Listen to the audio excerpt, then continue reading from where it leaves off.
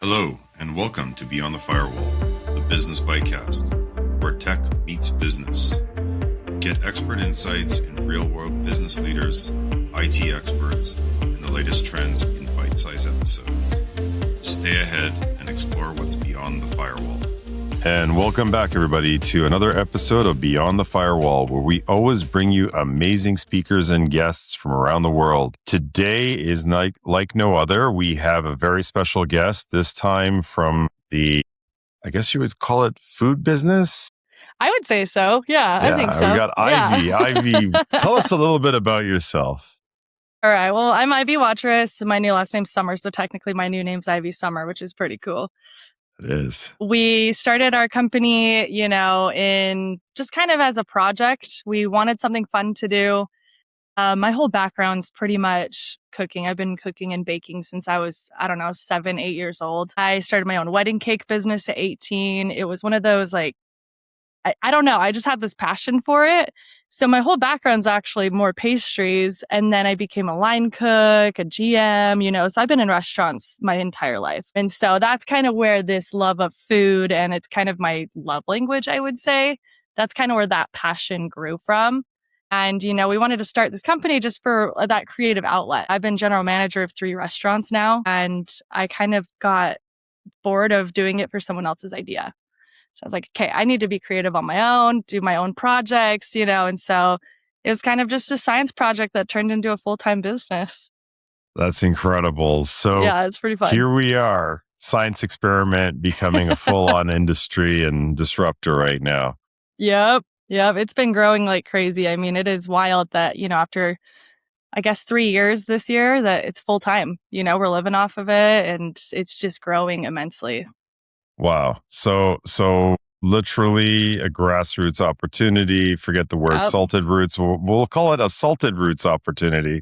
Yeah, that's perfect. There's no more grassroots now. It's salted roots opportunity. And now all of a sudden we've got a full-fledged business that is growing and doing super well. Talk to me about this. So how did you come up with the word salted roots, and what was the first aha product that kind of put you guys on the map? So for the company itself, when we started, I went through, like anyone does, hundreds of names. What is this? What is it going to be? I wanted the salted roots, obviously, because it's more of a salt company than a sugar company. But the roots aspect, I wanted to keep that fresh, real ingredients. I really want people to know it's earthy, from the earth. It's good for you. It's natural. So that's kind of where the salted roots came in. Having that from the ground aspect. So that's kind of where that happened. One of my best friends is actually from the UK. She's a graphic designer. She's the one that helped me kind of put this all together. And I just remember her and I sitting crisscross in the middle of my living room. We were both like, duh, salted roots. That's so perfect. So it's kind of funny, how the two worlds just all of a sudden the light bulb went off. And she was there when I made the first jar too. And we started with red wine salt. I remember we were all bored during COVID. I think everyone was. And so I had seen someone on TikTok that poured red wine over salt and was like, here, okay, where's the rosemary? Where's the thyme? Where's the herbs? Why aren't we cast iron smoking it? So I did this tiny 4-jar batch at home, smoked it on this little 3-prong briquette grills, the really small ones that the legs are this big. And those first 4 jars, everyone was like, oh my gosh, this is crazy. You have something here. And then it kind of just transpired into, okay, well, if I can infuse red wine into it, why am I not infusing a tequila wine and making an all-natural tahini that doesn't have red 40 and all this crap in it? And so it kind of just went from there, and it snowballed. And so I think with our seasonals, we have 16 or 17 right now. So there's a lot going on. Yeah. 17 there's products. A lot. Mm-hmm. Yeah, this is our, I don't know if you saw this one. This is our new truffle salt. And it's got our fancy lid. We partnered with Josh Sellers Wine. I'm sure you know them. Most people do if you drink wine. Yeah. So they had reached out to us why aren't you using our wine in your products? We're like, I don't know. I didn't know we could, So we sent Josh Sellers all of their Christmas presents for the whole company with these. And yeah, it's just crazy to see the growth of it. So just little things like that. You are now officially in cahoots with one of the largest wine brands in the nation. Yeah, pretty much. Wow. I don't know how much I can say, but it's in the back end currently that they're going to be selling 2 of our products on their website. So There you go. Wow, that's awesome. The yeah. fact that you're even being called upon to say we want to collaborate with you now, Yeah. it's already like a big factor there because you've been identified and discovered. So that's incredible. I think, the first few years you're just begging people to collab, like, come on, please, let me show you. And yeah, now it's like one of those, you want to partner with us? Okay. Like, of course, I drink your wine all the time. Like, heck yeah. So it's just cool to have that little edge, when people at the farmer's market see the Josh Sellers stamped on the jars, they go, how did that happen? Yeah. So Yeah, you're it's no kind of a longer little a cool. basement. You're not a Yeah, basement kitchen, kind of somebody just conjured this up now. You actually have brand name presence there. exactly. I think people see it and go, oh, okay, they're established now. We have our new website up. It looks fancy. It's all these little things. Whereas when I had my original GoDaddy site, I was like, this looks like garbage. It was like I did it myself. I don't know what I'm doing with web design. I make salt and sugar. There you go. So luckily now it's that leveled up. The other cool partnership we're doing, I'm sure the Redmond's Real Salt that's mined in Utah. I think everyone, it's pretty cross country now. Okay. But we've been trying to partner with them for the last 3 years. And finally they're like, okay, all right, let's do it.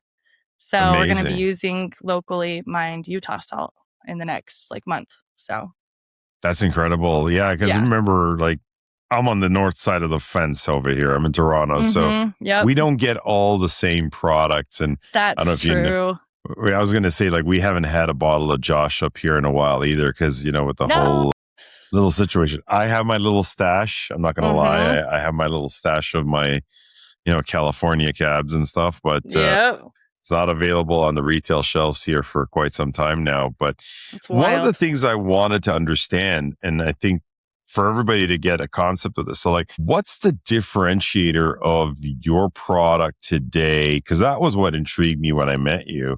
Was I've seen enough rubs, I've seen enough seasonings and spices out there, and some people are a little, call it aficionados on the food palette there, but there are people out there that just go to the grocery store, see what's on the shelf and just say, okay, here's another rub, throw it on there.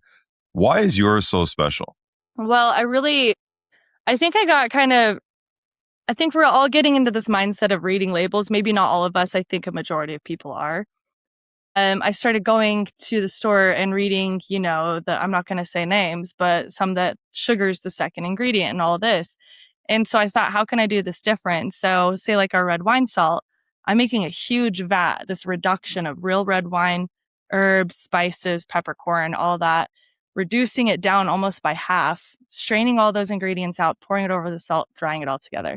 So most people, I would say, are not crazy enough to take the time to do something like that, especially when you think of a scalability.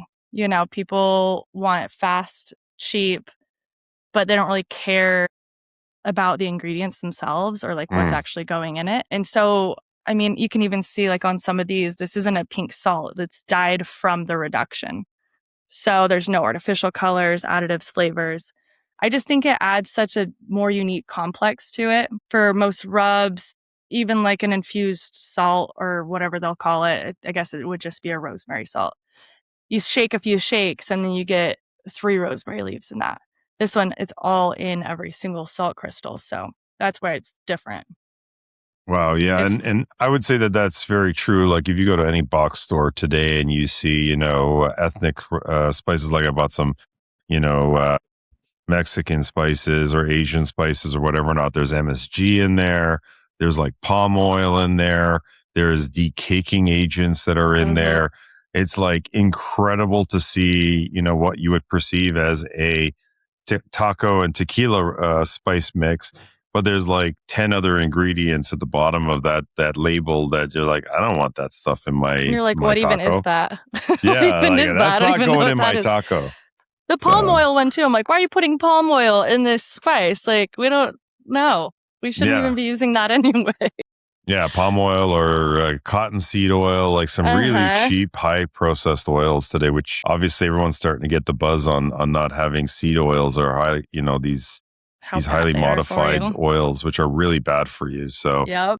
yeah, that's amazing. So, how do you come up with the ideas on doing these blends? Obviously, you've got a culinary background here, but like, how are you getting inspiration from your customers, or is it just your own kind of backyard, mixing, and you're just, oh, this is really good. How do you get the inspiration for all the flavors?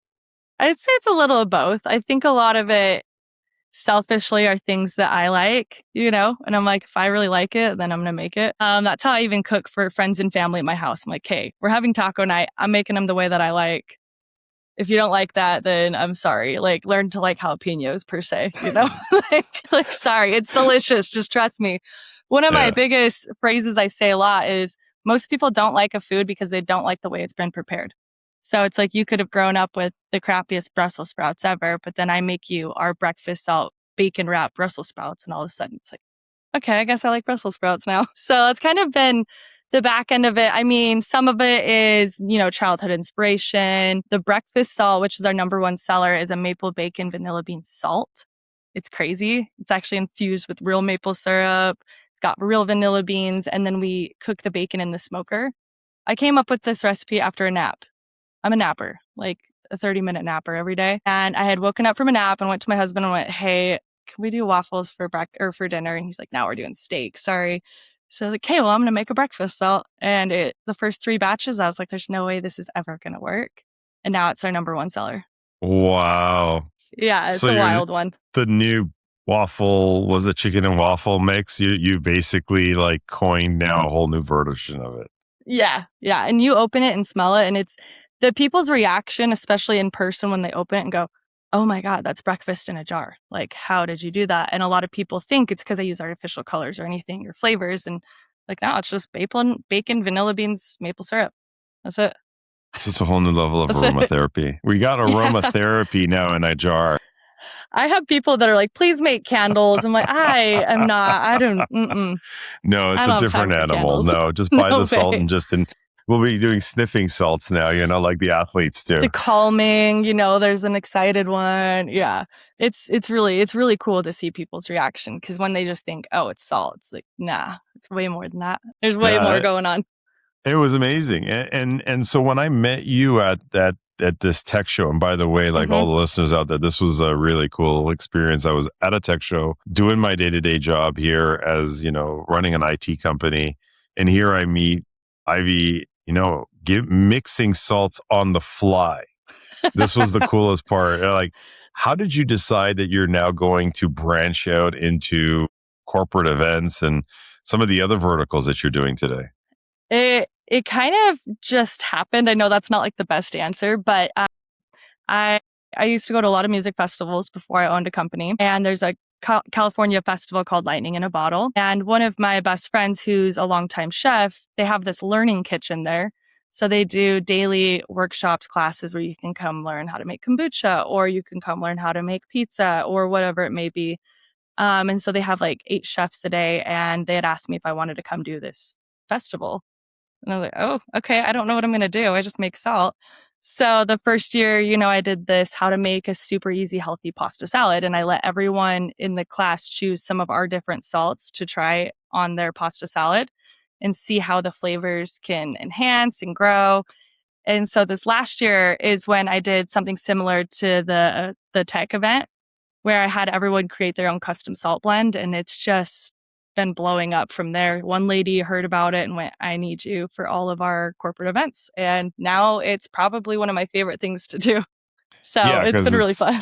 It's on the fly. Like, it was really cool. Like, I came to you and I said, okay, well, I like my beef, I normally do steaks, maybe a little bit of lamb, a little bit of bison. And I'm like, you're like, oh yeah, we got to put this in here and a little bit of that in there. And next thing you know, I'm like, okay, I made my own like once in a lifetime kind of rub. I may never be able to replicate it. Who knows? And I'm sitting there going, okay, this smelled amazing. And I got to taste it. And it was like, I was in tears, because I'm like, okay, I will never be able to get another batch like this ever again. Because it was just, you were just kind of like scooping things and helping me kind of like assemble it. And I'm like, now I've got to go back and try to figure out what I made. So it's a puzzle for you. Yeah, you messed me up good. Well, and So, that's the yeah. hard thing is some of the classes I'll have little cards where you can write, but that one was so quick that I'm like, Yeah, it was on the fly. It was this just is, like, yep. it was just 30 seconds of like, okay, I'm throwing this together for you and we're just going to see how this goes. And the smell was amazing. And then when I got home and I threw it on the Barbie with my steaks, it was just like, now I I get it. this. Yeah. It was like, Yeah. aha. I was like, okay, I have Well, to and using figure the out real now. stuff makes such a difference too. You're like, how can it be this potent when it's just like a salt per se? So it's kind Yes. of crazy. Yeah. Yes. And it's not masked by, like you said, coloring, dyes, and, like depreciated flavors. Here you're condensing it by reducing it and actually infusing it properly. So it's a traditional method that you know, you're taking into the product, which is not really conventional today. So, Right. you're bringing back the old school stuff. So it's pretty cool. Love it. I love it. So tell me, I think that's why it stands out. oh yeah, no, for sure. And I got to tell everybody out there, we got to get this up here in Canada. So that was my next kind of question. Like, so how have you gone from, home kitchen to now, let's call it exploding, and who knows, you may need to have like if you're not in a commercial kitchen yet, you're most likely going to be exploding at the next near future to start mass producing this stuff. How have you gotten your product out of the door from the home kitchen? So it was, I would say the first year and a half, we were doing it out of like this 1940s hallway kitchen house that was 1,000 square feet. I destroyed that house with salt and sugar. I feel so bad. Like there's nights, where we're like 4 a.m. trying to mix this salt and it's flinging across the kitchen. It's on top of the fridge. And so within the last 8 months, we actually started renting this huge kitchen from it's a catering company here. Yes. And they're like, we don't use it at night. Do you guys want to come use it? So that's been a huge blessing, is that they're not charging us as much as they should be. So I think that was a really good standpoint for us to scale. And it's a 12,000 square foot kitchen and warehouse. So we get our pallets delivered there. We get to do all that. But that is probably one of the main reasons that we've been able to scale, is having that space, 8, 9, 10 prep tables instead of one little hallway kitchen. So we can do 200 jar batches at a time now, if not more. But with that, it used to just be me, and then it was me and my husband. We have another full-time person that helps in the kitchen now. But big market weekends where we have 7 markets in one weekend. We have all our friends pretty much that work for us, which is good and bad sometimes. But if they know it's a big market weekend, they all come and help jar, bottle, label, all of that. So it's kind of a big communal group effort with all the friends and family. And yeah, I couldn't do it without them. There's no way. Wow. Absolutely not. Well, kudos to you on actually identifying that scaling and being able to find, call it a fractional kitchen. Because I think one of the biggest challenges a lot of food companies is that they try to take on a whole space on their own, invest in all the kitchen equipment, and commercial equipment is not like what you get at home. It's not a $400 range. Oh. It's brutally expensive. And then it becomes like the money pit that ends up taking the business out of business very quickly. Yep. So we definitely have opted for the save money where we can, because we don't have investors. We've been doing this all ourselves. So every dollar that goes in goes back out for the business itself. And so there's been things like, hey, let's get this automatic label machine. And then I find out it's $12,000. And I'm like, I'm not going to do that yet. So we have all proficiently gotten very fast at hand labeling jars. I mean, hundreds every little, it's just boom, boom, boom. And so our next option is probably to get an automatic heat sealer, which I don't know if you've seen the main jars. I don't have one on here, but we put these little shrink wraps on here, right? And then hand heat gun it on. We found this infrared one where you just put them through a little conveyor belt and it does it for you. So, but that's still, that's an expense that we've had to save for. Yeah. Which will save us time later, which will be nice. So it's kind of one thing at a time. I think when people get investors, especially I've seen some of my friends that are in the farmers markets do this.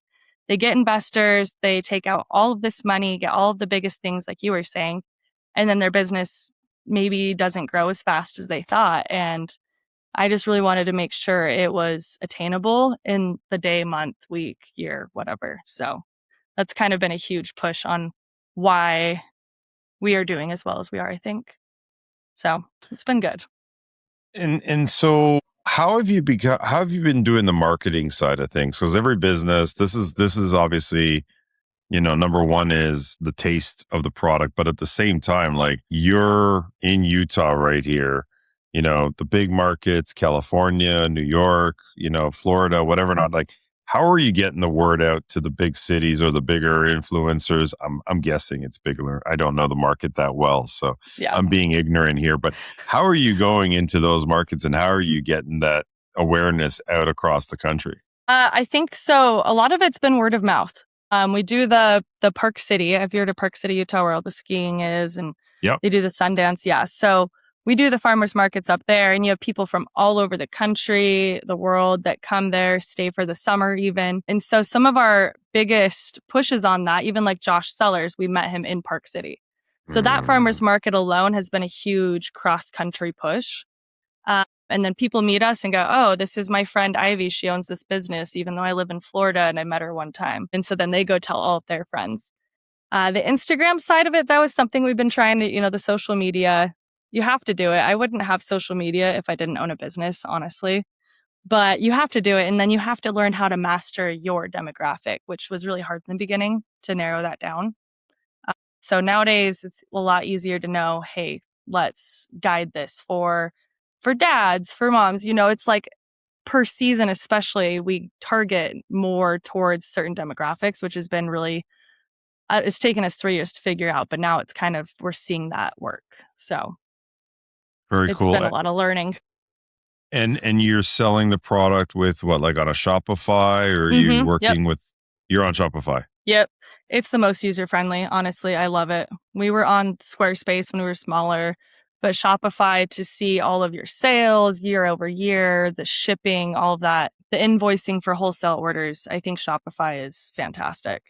So you're moving into multiple markets now as well. So both wholesale distribution as well as consumer products, or like if I order like a 6-pack, that's for me. But if I own like a small boutique store, you'd sell me by the case. Yeah. So we've actually we're on 3 bar menus in Salt Lake now. We sell them bulk pound bags for like our tequila salt for their margaritas. We have our dill pickle salt for their Bloody Marys, So we sell the wholesale pound bags as well as for stores, the wholesale jars, and then markets, and then shipping across the country, and then private events. Yeah. You got a lot of hats. I do. It's ridiculous. It's a lot. That's great. You know what? At this point in time, as a business owner and a fellow business owner, like, you got to wear every possible hat, not just the one that's on your head right now. It's like, hey, here's my cleaning hat. Here's my, my finance hat. And so you're wearing a lot of hats today. And how are you managing that and juggling everything from finance, marketing, being physically at almost every event out there? Because you seem to be the brand ambassador today. How are you juggling all that? And, I believe you just said you were also married. So like family life, how do you keep all the balls in the air? I think luckily most people would say I could never own a business and work with my spouse every day, but he and I are best friends. So it's like, he is the back end. He's the tech guy. He's been building the website. He does the social media. Like, that is not my forte. I think I would lose my mind if I didn't have sticky notes, honestly. I like to handwrite stuff. Like, I am a Post-it note girl, like everywhere. So I like to handwrite lists. When I check them off, I get that little dopamine hit where I'm like, yes, I check that off. But coming from restaurant world, it was hard to find this, okay, Mondays we do this. It was always an ever-changing schedule. So I've been really good about saying, hey, Mondays are my tax day. They are my read a book day. Tuesdays are this day, Wednesdays, Thursdays, Fridays, kitchen, and then markets. So it's been a lot of mental, I don't know, I've been pushing myself a lot, to kind of say, hey, I have to do this. I have a deadline. This has to be done. And my other new favorite thing, so this is kind of like a funny segue, but I was an A+ student my whole life. Like, I graduated high school with my associate's degree in college. I was 4.0 forever. The only class I ever got a C in was Excel. I couldn't figure it out. And now my favorite thing ever is to make spreadsheets. I'm like, of course, that's the class. So, I'm color coding current stores and bars, because I had to make a spreadsheet for that. We're in like 18 local stores and bars in Utah now. So I had to find a way to organize that, and I put drop downs in it, and then our market scheduler. And so, yeah, that's been one of my best things ever, is forcing myself to learn something that I was mad at. That's hilarious. And you're not the first person to tell me things like that, where it was like their worst subject has become their strongest point in their day-to-day business. It's one of these evolutions that kind of haunt you and come back to bite you with what you need or what you end up really excelling. And yeah, it's interesting. You're talking about bars and stuff like that. I actually met the owners. I don't know if you're familiar with Matt and Steve's, the Mighty Bean. Yeah, it sounds, I think so. Yeah. So 20 years ago, every Caesar or Bloody Mary had a celery stick in it. Right. And these guys came up and said, there's got to be a better way to produce in Canada, we have Caesars, you guys have Bloody Marys. So, and so they came out with this, it's like a string bean, but they pickled it and they marketed it. And it's a pickled string bean. And now they've also got a couple, I think they do asparagus now, and they do others. And they're across like North America now with almost every bar, and they've disrupted the celery stick. Like celery hates them because they haven't put a celery in a pickle jar. Big celery hates them. Yeah, I think so. But they were a disruptor in the fact that they changed the game of the Bloody Mary and the Caesar. And every bar like literally said, we have to adopt to that because that's what everybody wanted to start seeing on their mix. It's interesting. You're saying now you've also got these, these salt mixes that are elevating, the bar game. And there's a huge market I didn't even think about. Like every bar out there, be it like big chain or small, like they're most of the time buying products like from Cisco or one of these other mass produced, by the, 50-pound, 100-pound bag just for their, rimming a glass of, your whatever margarita mix. And I'm sitting here going, okay, you've got now this differentiator to your bar, and that's going to be a big game changer. Yeah. I mean, the one bar that when they opened, they said, we're only using your salts and sugars. So they have 5 different drinks that they use our salt, sugars, whatever with. And now because of that, our customers go, where can I go get this on a cocktail? They go to Pico. They go get it there. And now we have more people saying, hey, I saw that you did this with Pico. We want to get you on our bar menu too. And so it's been this thing. And I think eventually, like, my background is that, restaurants, bars, whatever. I would love to see our dill pickle salt on every Bloody Mary in the world, like that'd be so cool. I would love that. I may have to make a phone call to Matt and Steve because I may even have his contact details from a couple of years ago. So I may put him on your radar kind of thing and say, hey, you got to check this out. Not only will you have you did. Josh's label on it, you're going to be like, now you're going to be part of their, mix collection. Who knows? Crazy. Yeah. I'm so down. Count me in. Who knows? I have a few food manufacturing clients up here in Canada. So it's always interesting to see the collabs and how they evolve and, how the market demands certain things. But it's interesting. So you have the vertical lines now of your, let's call it meat, dairy, poultry, and all of your conventional foods. Now we've got the bar mix foods. What's next? Like, where are we going with this? Because you've got now 3-4 different sources of revenue out of one product line, which is incredible. Yeah. I've been telling my husband this forever. He's like, girl, one thing at a time. Okay. Like I have too many ideas. I'm like, pew, pew, pew. If you let me talk about them, I'll just go forever. We have this like 70-inch whiteboard in the office where anytime I come up with a new recipe, I'm writing it down. And a few weeks ago, I wrote down marinades. I was like, maybe I should do a branch out of marinades, with our stuff and teach people how to make marinades with our stuff. We want to do, I want to do a cookbook soon too. Everyone's been telling me, everyone that comes over to the house, everyone I cook for is like, why don't you write these down? Because I'm more of a throw stuff in the pot that I know will work together. So those are some different like revenues that we've been talking about that in the future we would love to do. We want to do cooking shows, that kind of thing. But there's so many, like I said, there's so many ideas that run through my head every day that I wish I could have 4 of me to like one do this branch, one do this branch, one do this branch, So it's been my brain now is thinking of how do I delegate to the right people? So how do I delegate to my best friend that's going to come work with us? She has been here even since before my husband was, so she knows the ins and outs. But she's the one that wants to help me test new recipes. And, I have this person who wants to come manage markets for me. So there's these branches that are happening where I am delegating to the appropriate people and not just saying, hey, this person has time. I'm selectively doing that. And that gives me more free time to be creative, come up with next steps, see where we want to branch out and go. So that's kind of where that idea is going. Yeah, I can see that working for you because the book thing does 5 different elements. Number one is, it gives us people a tangible product to actually hand out. And it's sort of almost a given that you've made it once you've become a culinary and you've got a book with enough recipes for it. Mm-hmm. You can look at every restaurateur and almost every celebrity type of industry that in that respect. I think that's a great one. I think, with the cooking show and the marinades ones is interesting because, I see it almost like you can use the cooking shows to introduce the marinades, but 8 out of 10 people are just going to buy the bottle because they're, Yep. you look at what's that guy? I think it's Momofuku, whatever. He's got this chili oil that, is now at Costco. Yep. And I bought it. I'm like, I know how to make chili oil, but it's his, and I'm like, okay, I'm just going to buy it at Costco for $20 a jar. And I know it's already done. It's already done. And yes, I know it's not that hard of a recipe to make, but it's available at Costco and I'm not going to spend the time to do it.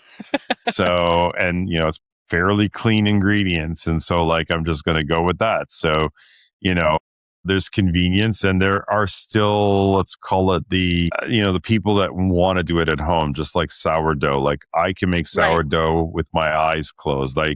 I'm a matter expert on making sourdough bread, but I know people that struggle with it and they're like, I'll just go to the farmer's market and buy sourdough at whatever the price is because I just can't be bothered. So everyone has their call it niche and what they're good at cooking or preparing. So I think there's a lot of potential there. It's a matter of now starting to focus your efforts to what's going to give you the biggest reward for your time and now figuring out those next pieces. And I like the fact that you're not just throwing it on based on availability, but more on the strategic side of things, because I think that is a big mistake I did when I was starting out my business was oh, you're available. Sure, I'm going to promote within, but they were the wrong person for the job. Right. And that always bit me in the butt. And I always tell people sometimes you just have to hire the right person for the right job. And you have to wait until you're not just going to hire just because, yeah. Oh, that comes from my restaurant management. I was managing this fast casual restaurant during COVID. So it was me, 24, in charge of 30 16-year-olds. And that was wild, by the way. It was, whoa, it was crazy. Or daycare?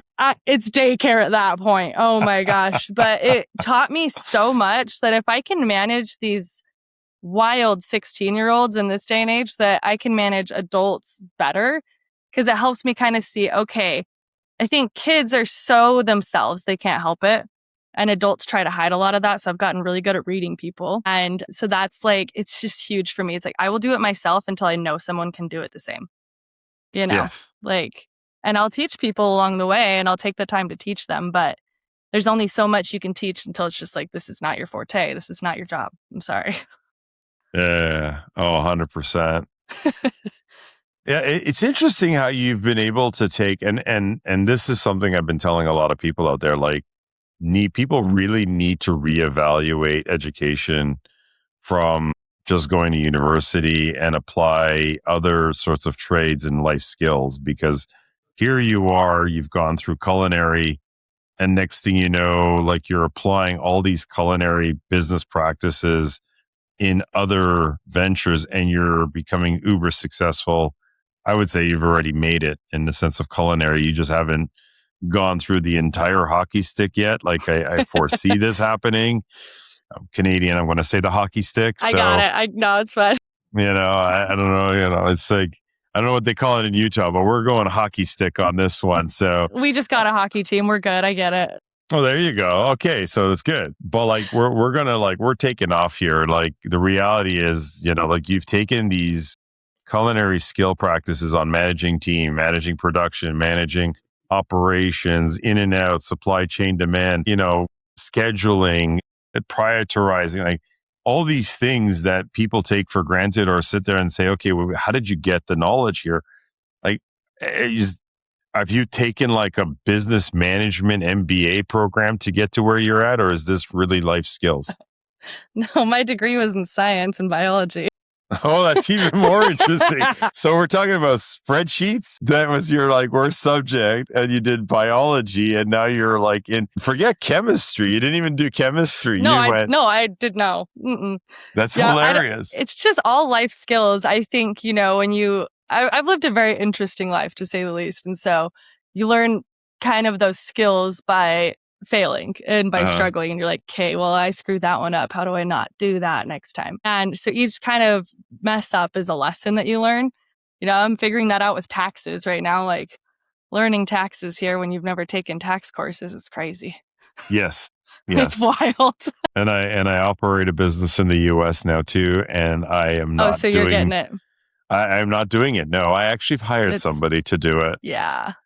I hired someone this year because I'm like, I am going to screw this up again. And I don't. And it'll cost you a lot, especially with the government. It did. Yeah. You misfile your taxes. And I didn't realize like every state has its own rules and regulations. And you have to report to each state differently. And I'm like, not doing that. I'm going to hire somebody that specializes in bookkeeping services. And thank you very much. Yep. I was like, I didn't want to spend the money on it. And then I spent the money anyway. Yes. So it's like, you might as well just do it right the first time. Yes. Yeah. My worst regret as a entrepreneur was not hiring the right admin people. And I didn't value that. I saw that as a cost center. And the reality was it took time away from me to do what made more money. Right. And so you not being at a show or you not being at an event or you not being on social media or whatever or not, and you spending time doing administration work at 10, 20, 30 bucks an hour is not worth your time. And you need to never do that ever again. Yeah. Oh, I know. Oh, I know. Yeah. One of those learning the hard ways. So yes. Yeah, I even hired someone that I used to employ her in, what was this? 2019.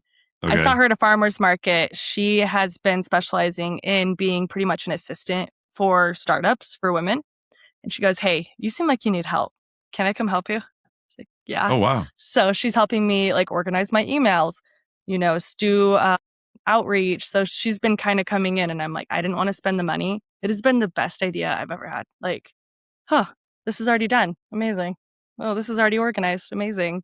She went through my Gmail and cleaned up the whole thing and my drive. And I'm the weirdo that will just save files anywhere they save. And then I have to like scroll through my entire laptop to find one file that I saved in a completely different category. Mm-hmm. And so she kind of came in, cleaned all those up. So it's just been making my life so much easier to do that. Wow. No, that's good for you that you found somebody like that. That is the hardest person to find as any entrepreneur. I've gone through several VAs in my life. We wish I can find, I have some good people around me, but that person that can go through and do that well and almost be part of that, call it culture ecosystem and already get you out of the gate. It's the hardest job to find, but it is such a necessity for any business owner. Yeah. That was just one thing that I was like, I'm never going to get to it. There's no way I will ever get to There's just, at this point, absolutely not. So yeah, it's been the biggest blessing this year to have her come on. And she already knows my work style. I already know her work style even though it was years ago, she was my top server at my restaurant. So I was like, of course you can come do this. It's been awesome. And I had her come to a market. She doesn't want to do the farmer's market, which was just fine. Like, I don't want you to do that. I want you to just be here.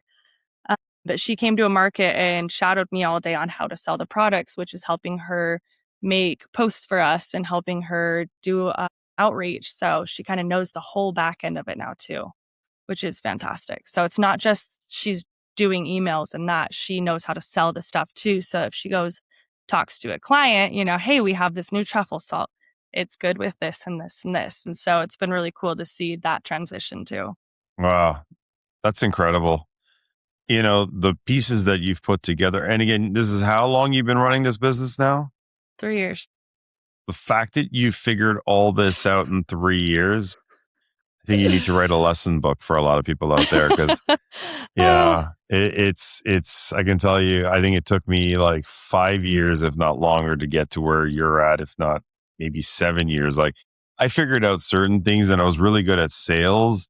I like to say like sales, hid all sins, but it was like organized chaos. Like it was like this freight train and stuff was falling off the back. And, I was trying to pick up pieces and throw it back on the truck and everything. And, it was just, I was steamrolling it and it was very unorganized. And, and the fact that you've been that structured is just incredible that you've gotten that out of the gate because most people are not doing it well as you are. So good for you on that. Yeah, it's been crazy. I mean, I also, both my parents are Marines, so I grew up with this like, okay, be on time. If you're not early or late, So I kind of have that a little bit engraved in my mind where it's like, I'm not going to be 15 minutes early. I'm going to be late. So I'll text people and say, hey, I'm going to be late and show up 2 minutes before the time, I'm like, sorry. Okay. That explains it. Yeah, a little bit. We're all going to be Marines now. That's it. We're just going to be that disciplined. Yep. It's wild. But I do have a wild side. I got to say, when I let loose, I'm like, okay, let's do it. We're having fun. We go to Burning Man every year. That's my let loose. That. Yeah. Good for you. Yeah, it's fun. Awesome. Yeah. So you mentioned something about being, your new VA or your new EA is, been familiar with supporting women entrepreneurs. How's being a women entrepreneur, affected, been respected? How is your take on that these days? And, what's your perception on that?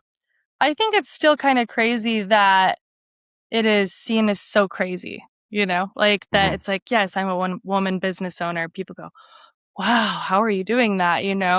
That part to me baffles me a little bit because I know so many women business owners and entrepreneurs that are just crushing it. But it does give a little bit of that clout when someone's reading the bottle and it says woman-owned business made in Utah. I think that people see that as, especially in Utah, I'll be candid, everyone my age is married with 3-4 kids. So it's like most of them choose mom life, right? Especially in Utah. I don't know how much you know about Utah, but it's Utah.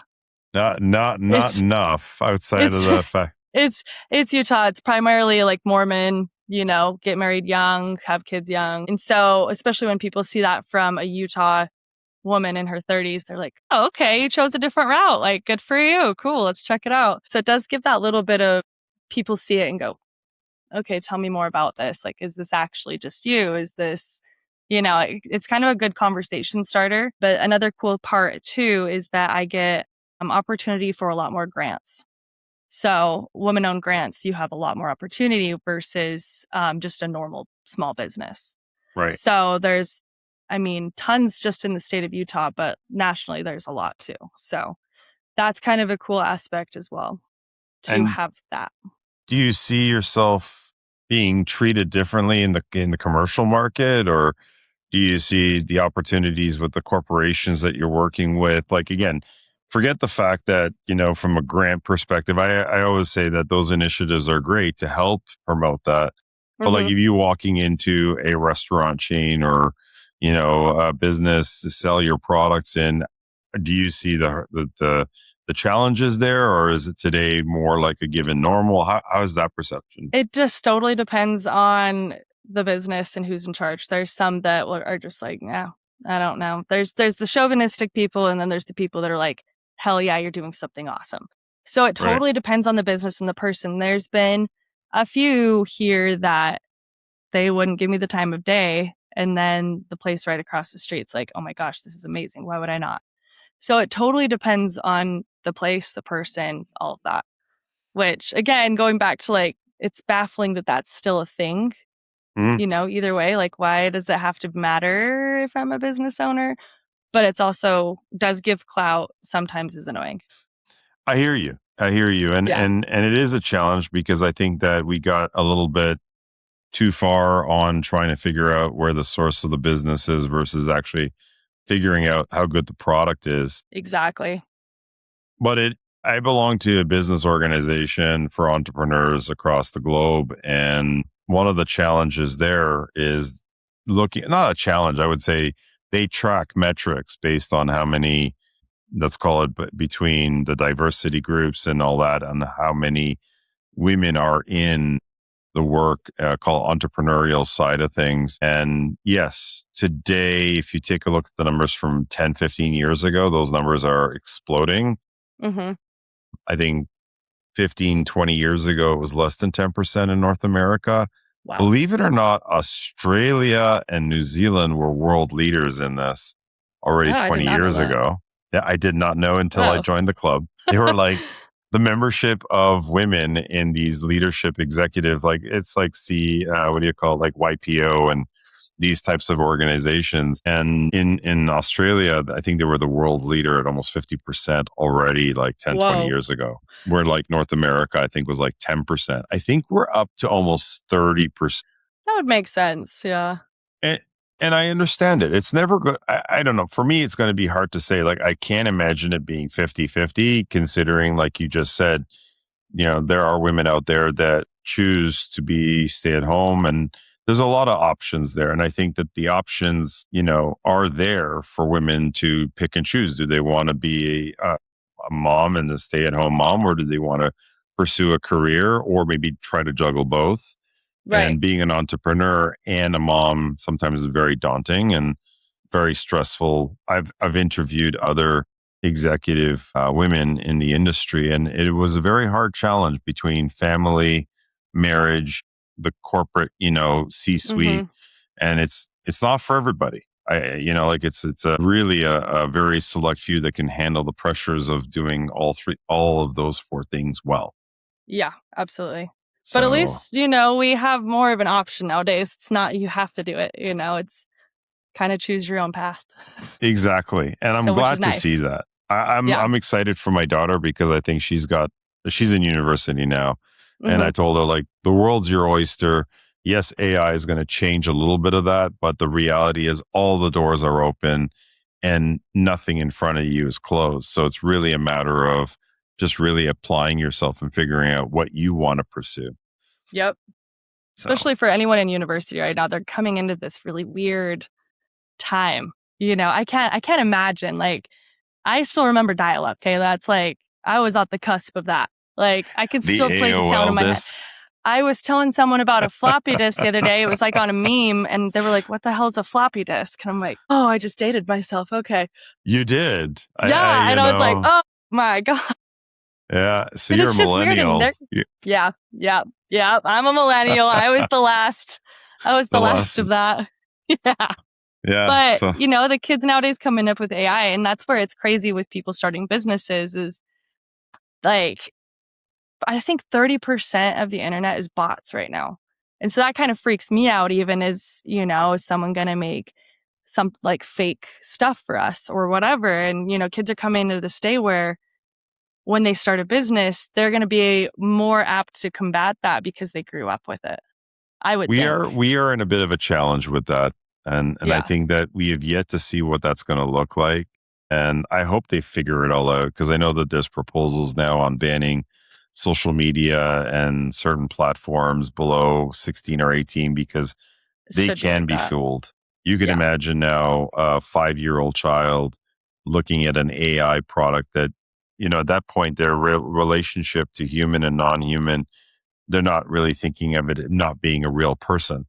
So, it's really interesting. And I think we're still in the beginning of figuring out where the lines and where the guardrails are going to be. Yep.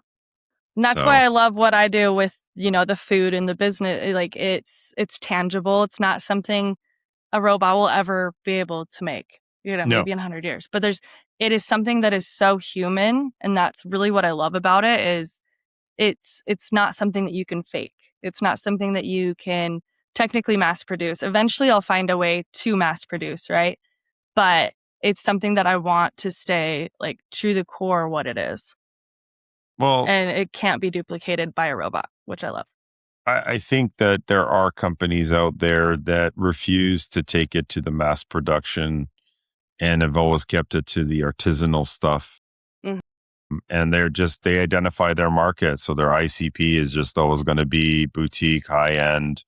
It is a premium shelf product that is, you look at European brands, some of those European, French, or Italian, very niche products, and they're intentionally 2 to 3 times the product of what you'd buy at the grocery store. They just know that they're never going to be mass produced. They're always going to be that way. So one of my final questions for you for this podcast, what is next actually for Salted Roots? The actual next is we are getting into the boutique store in Utah. So it's a 24 store branch, which is insane. Yeah. But it's kind of like a Whole Foods or have you been to a Whole Foods? Oh, yeah. It's like a natural grocers, Whole Foods. So it's kind of like that, but it's very local boutique. And so there's a part of me that says I want to cap it at that and know that we can do that. Keep shipping. I never want to go to a Walmart. I never want to go to, a Costco. That sounds so stressful to me. I don't know. I don't know. Something about that. But the next steps is really just work on expanding my team, work on perfecting the products. I really see us going far with it. Like at this point, I really do. So I'm just kind of taking each day by time. Like I said, delegating. There's a lot of other cool stuff coming out in the works. So, yeah. All right. So we may have to actually get you back here at some point in time to talk about like the national contract at every single Whole Foods or, something like that. Yeah. I mean, by next year, like I said, we're going to be on Josh Sellers. We're going to be with Redmond's. We're making merch. Look how cool this is. I love it. Yeah. So we're doing some fun merch because there's people that have all 16 jars right now and they're like, I need more. So start making hats, and then bandanas. I need a salt caddy next, and I'm going to 3D print actually salt working caddies. on that. Yeah, actually, but we're doing it wood. No, we're not doing it plastic. No plastic. No. I'm going to start 3D printing until you sell the Christmas gift basket or the Thanksgiving salt caddy with the variety pack or something. Oh yeah. Yeah, and it's also shipping to Canada is something that's on our list to figure out. So you should. That is, it's we've been figuring out the logistics, doing a lot of research, but it's not going to be something that's boom like that, Yes. But it's next on our list. So okay, well, you let me know because I wouldn't mind getting some more product up here, and I can only stash so much in my suitcase when I come across the border before they start interrogating me at the border patrol. Going, oh, I've been stopped before. Well, it's with all the special salts that you're bringing across the border here. I know we're almost done, but my funniest story with that is before we had our custom labels, I had a jar of our red Hawaiian Aaliyah clay salt in my carry-on, unlabeled, unsealed, like an idiot. I was just bringing it to a friend and I got stopped so quick. They're swabbing it. Like, what is this red stuff in this jar that's unlabeled? I'm like, oh my God, I didn't realize how sketchy that seemed. And after the whole thing, there's 3 TSA agents checking it. They all go, this is pretty cool. Do you have a business card? And then I sold to the TSA agents because they felt so bad. Story. They felt so bad for harassing me. Sold them. I love it. I love it. Oh my gosh. So that is fun. An incredible story.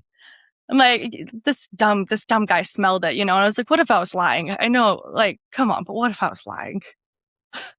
And then they felt really bad. Listen, I've been pulled over and I got all the clear and everything else. And then they found something in my bag and then they're like, okay, what's this? And I think they pulled out my salt when I came back to Canada from my bag. And they're like, what's this? I'm like, it's seasoning salt. Unfortunately, it's labeled. It's fine.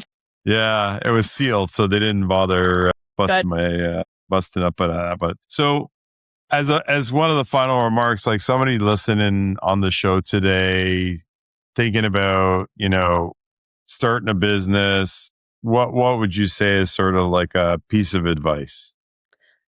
I would say my main one is, there's 2 parts to it. One is be crazy enough to make it happen. Yeah. Like if you don't believe that you can do it and you can't deal with the hurdles, then don't do it. If you don't believe in your product 150%, find something that you do believe in 150. I tried multiple different things in the past and it just wasn't something that I fully believed in. And then the other one is just find a really good support system. Like that's my main thing, honestly, is a good support system. That I've had friends that aren't friends anymore because they're sad I can't hang out all the time. And I'm like, I am running a business. Like my other best friend, we talk every 6 months and it's like nothing happened, So finding that support system that's not gonna give you shit for following your dreams. So that's probably my best. Yeah, I would say that one's a game changer. I'll have a conversation with you about that another time. But yeah, you lose a lot of friends when you start in businesses and stuff. So how do people find you? Where do they find your products? How do we get more hands on our salt here? So thesaltedroots.com. You have to put the. I didn't know how important that was when starting the business, but thesaltedroots.com. We do ship everywhere in the States. We do free shipping. We do all of that. And I just really want to inspire people to be creative in the kitchen again. No more DoorDash. Have fun. Make something creative at home. Enjoy it. And do it with loved ones around you. So that's the best. And the Salted Roots across all platforms too. So Instagram, TikTok, all of that. Perfect. Yeah. And I'm hoping to see very soon the video clips of you on YouTube or whatever, not making products with your little cooking show. Yeah. And syndicate it yourself. And then, I can't wait to see that. So no, listen, congratulations, Ivy. It was amazing having you on our show. To all the listeners out there, hopefully you enjoyed, and please like and subscribe so we can get more of these amazing speakers on our show. Again, thank you, Ivy. I wish you all the amazing success. Be in touch. Let's do it again soon. Oh yeah, definitely. And I'll be coming down to Utah. It was really a lot of fun meeting you down there. So it's so good here. I'll take you to all the places. Excellent. Well, have yourself a great day. You too. Bye-bye.